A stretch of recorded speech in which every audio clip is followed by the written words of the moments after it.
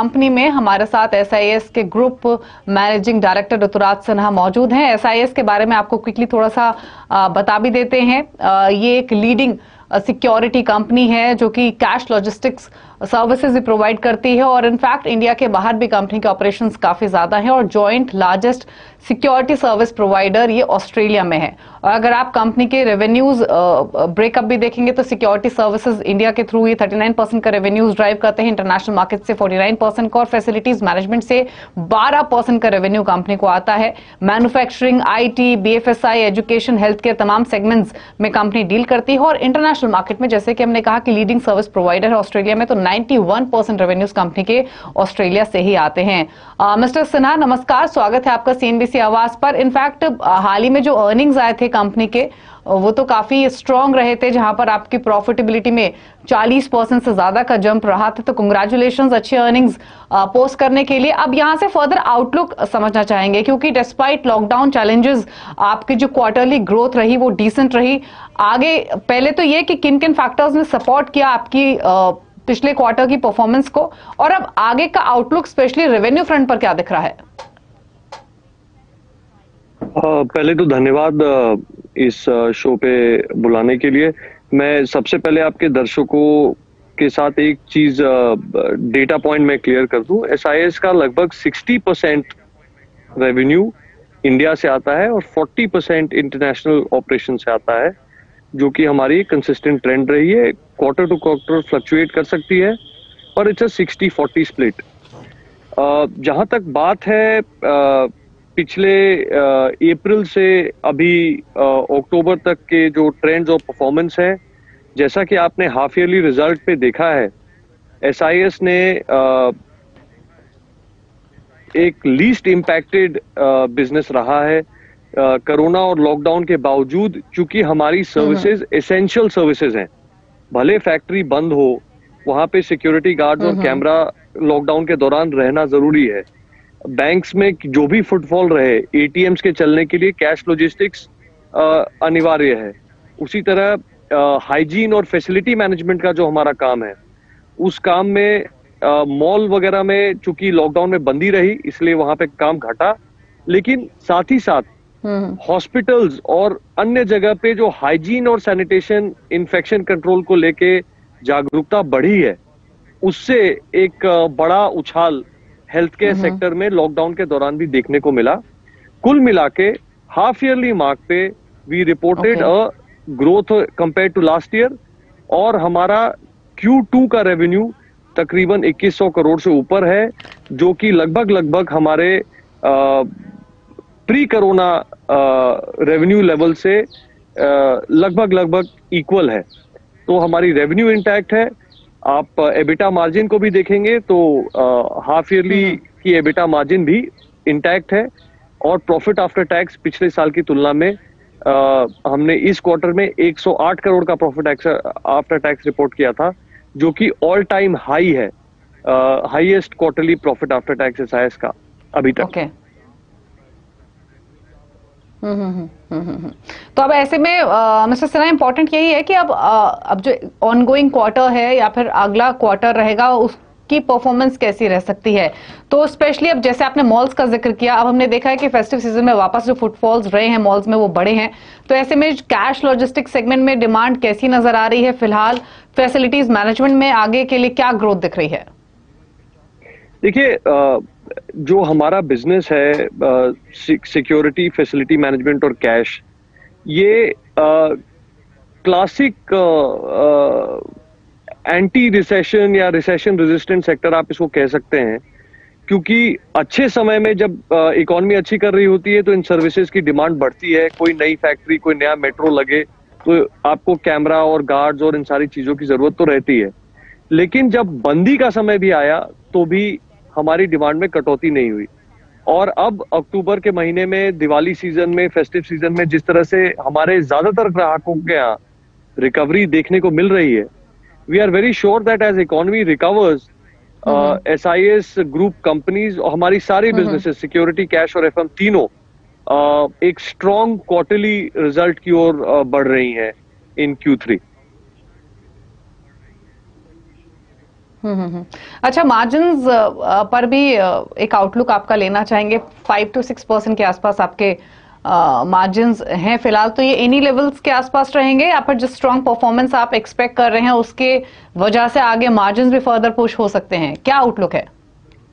देखिए, हमारी जो इंडस्ट्री है उसको अगर ग्लोबल बेंचमार्क से भी देखेंगे तो इसका मार्जिन प्रोफाइल 5.5% से 6.5% के बीच में रहता है, और वही लगभग वही ट्रेजेक्टरी एसआईएस ने भी पिछले कुछ समय से बना के रखी है। लेकिन दूसरी बात मैं जो आपके दर्शकों को बताना चाहूंगा वो ये है कि ये जो इंडस्ट्री है ये एक हाई ग्रोथ और high return on capital employed का सेक्टर है।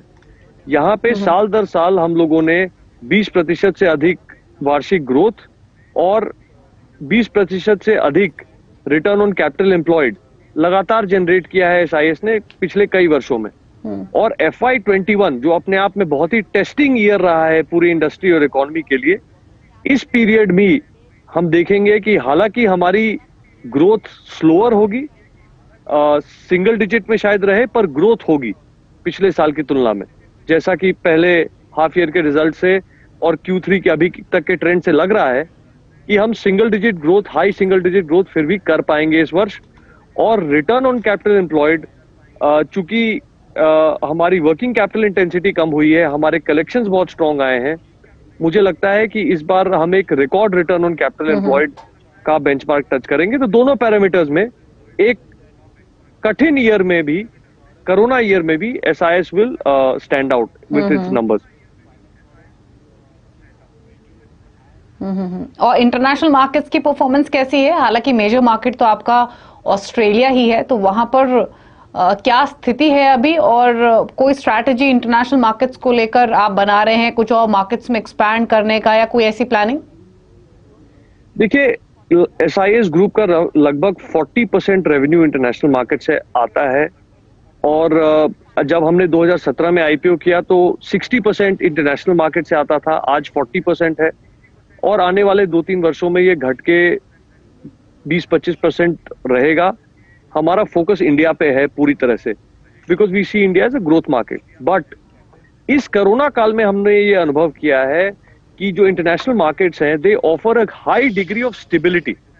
इंडियन इकोनॉमी एक साल में +5% से -10% जा सकती है, पर इंटरनेशनल मार्केट्स में हमने एक बहुत ही बढ़िया बैलेंस स्टेबिलिटी देखी है। और इस वर्ष भी आप देखेंगे कि इंटरनेशनल मार्केट्स की ऑल टाइम हाई रेवेन्यू और प्रॉफिट मार्जिन्स और कलेक्शंस आई हैं, और उसका सबसे बड़ा कारण यह है कि इंटरनेशनल मार्केट्स में कोई सीआईएसएफ या बहुत बड़ा पुलिस बल इस टाइप की व्यवस्था नहीं होती। तो ऑस्ट्रेलिया हो या न्यूजीलैंड हो या सिंगापुर हो, वहां पे जो कोरोना के लिए क्वारंटीन फैसिलिटी बनी या जो एडिशनल सर्विसेज लगे, वो सारे के सारे आउटसोर्स किए गए प्राइवेट सिक्योरिटी को, और उसका एक बड़ा बेनिफिट हमको इंटरनेशनल मार्केट्स में देखने को मिला है। तो कुल मिला के मैं कहूंगा कि इंटरनेशनल मार्केट्स को एक counter balance to Indian growth story देखना चाहिए, जो कि हमने FY21 में अच्छे से देखा है। और आने वाले समय में हमको ये समझना चाहिए कि इंटरनेशनल मार्केट का कंट्रीब्यूशन, जैसे इंडिया ग्रो कर रहा है जिस पेस पे पिछले 5 सालों से, इंटरनेशनल मार्केट उस गति पे तो ग्रो नहीं कर रहे हैं, इसलिए इंटरनेशनल मार्केट्स में हमारी रेवेन्यू कंट्रीब्यूशन आने वाले वर्षों में 25% की ओर बढ़ेगी। ओके, तो यानी इंडियन मार्केट्स में आप ज्यादा एक्सपैंड करेंगे और इंटरनेशनल मार्केट्स में जो आपका रेवेन्यू कंट्रीब्यूशन है वो फर्दर आगे हम कम होता हुआ देखेंगे। अच्छा, अगर ओवरऑल कंपनी की फाइनेंशियल स्टेटस की बात करें तो जो डेट लेवल है वो कहाँ स्टैंड करता है, और क्या स्ट्रैटेजी इस फ्रंट पर है आगे कंपनी की? देखिए, हम लोगों ने रिकॉर्ड कलेक्शंस किए हैं पिछले 6 महीने में, और वो अपने आप में इस बात का सूचक है कि जब सारे के सारे कस्टमर्स हमारे कस्टमर्स ऑटो सेक्टर के भी होते हैं, cement, fertiliser, steel core sector के भी होते हैं, हॉस्पिटल्स भी होते हैं, एजुकेशन भी होता है, रिटेल, मॉल, सभी सिक्योरिटी, क्लीनिंग सर्विसेज इत्यादि यूज करते हैं। लेकिन इसके बावजूद हमने 2 ट्रेंड्स देखे। नंबर 1 कि हमारे मार्जिन पे कोई प्रेशर नहीं आया, क्योंकि ऐसे कठिन परिस्थिति में कस्टमर अपने एसेंशियल सर्विसेज को काटना नहीं चाहता, बेहतर एसेंशियल सर्विस चाहता है। अपनी सुरक्षा व्यवस्था और अपनी हाइजीन सैनिटेशन में कोई कॉम्प्रोमाइज नहीं चाहता। साथ ही साथ अगर आप पेमेंट ट्रेंड्स भी देखें तो हमारा ओसीएफ टू एबिटा पिछले क्वार्टर का 182% था, highest ever operating cash flow to EBITDA हमने रिपोर्ट किया पिछले क्वार्टर में, जो कि एक बात का सूचक है कि ना केवल हमारी मार्जिन बरकरार रही है, हमें कस्टमर्स ने समय पे पेमेंट भी दिया है। और ये पेमेंट आने के वजह से हमारा जो नेट डेट टू एबिटा है वो ऑल टाइम लो पे है। हमारा net debt to EBITDA 1x 1 time net debt EBITDA से भी नीचे चला गया है पिछले क्वार्टर में। और ये फर्दर रीअफर्म होता है जो क्रिसिल की रेटिंग आई है, उस क्रिसिल की रेटिंग में एसआईएस को अपग्रेड किया है। हालांकि एनवायरनमेंट अनस्टेबल है, लेकिन क्रिसिल ने फिर भी हमारी रेटिंग को अपग्रेड करते हुए AA- पे एसआईएस को किया है विथ रिड्यूसिंग डेट ट्रेंड। जी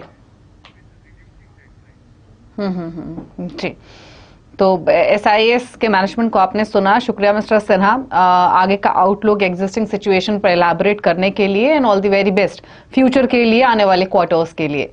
तो स्टॉक अगर आप देखेंगे एसआईएस का तो लगभग 1% ऊपर ट्रेड कर रहा है 387 के लेवल्स पर। अभी थोड़ा एक्शन इसमें बनता हुआ दिखा और अभी दिन के ऊपरी स्तरों पर आकर कारोबार करता हुआ दिख रहा है। लेकिन हाँ, मैनेजमेंट की जो कमेंट्री है आगे के लिए वो काफी पॉजिटिव लग रही है और ओवरऑल जो ग्रोथ है रेवेन्यू फ्रंट पर स्पेशली वो ऑलमोस्ट प्री कोविड लेवल्स पर पहुंच चुकी है। एक ब्रेक के लिए यहाँ पर रुक रहे हैं, जब लौटेंगे तो एसआईएस पर आपको एक फंडामेंटल व्यू भी दिलवाएंगे। हमारे साथ राजेश अग्रवाल मौजूद रहेंगे, तो जल्द वापस आते हैं। आप देखते रहिए नो योर कंपनी।